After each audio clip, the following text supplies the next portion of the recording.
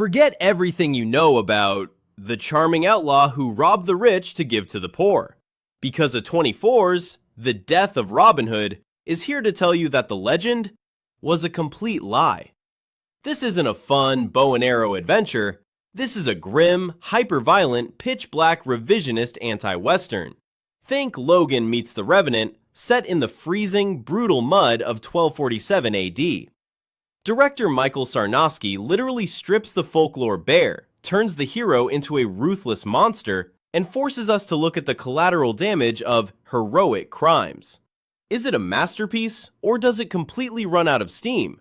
Let's talk. So here's the setup. Hugh Jackman plays an aged, broken, and profoundly cynical Robin Hood. He isn't hiding out with a merry band of thieves. He is living in frozen isolation, waiting to die, haunted by the sheer body count of his past life. He flat out admits it. He didn't steal out of the goodness of his heart. He robbed, maimed, and murdered real people. The plot kicks off when an equally grizzled Little John, played wonderfully by a very grumbly Bill Skarsgård, shows up begging for help because his family's been attacked. Robin begrudgingly picks up his bow, but not to save the day. He does it because he secretly hopes this battle will finally kill him. The first 30 minutes of this movie? Absolutely insane. The action is raw, visceral, and genuinely shocking. There is a specific scene with his legendary archery skills that will make your jaw drop, showing the absolute horror of what an arrow actually does to a human body.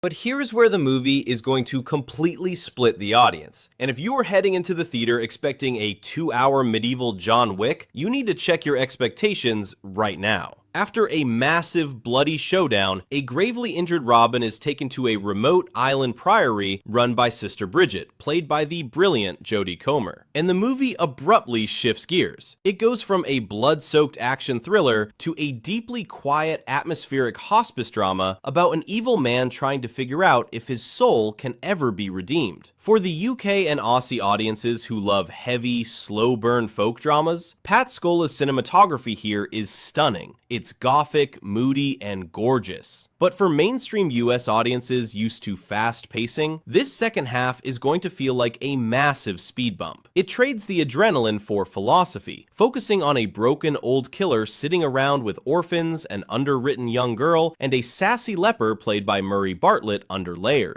What saves this film from completely sinking into its own self-serious mud is Hugh Jackman. This is easily his grittiest, most fascinating performance since Logan. He plays Robin not as a hero, but as a terrifying force of nature who is profoundly disgusted by his own myth. He and Jodie Comer have a quiet, magnetic dynamic that keeps you anchored even when the pacing plods along. Ultimately, The Death of Robin Hood isn't trying to reinvent the hero, it's trying to execute him. It's beautiful, it's deeply uncomfortable, and it's unashamedly bleak. If you love dark, character-driven A24 dramas that deconstruct mythology, this is a must-watch. But if you want a high-flying action epic, you might find this legend a bit too dead on arrival. Drop a comment below. Are you team grizzled Hugh Jackman, or are you tired of the grimdark trend? Smash that subscribe button, and I'll see you at the next review.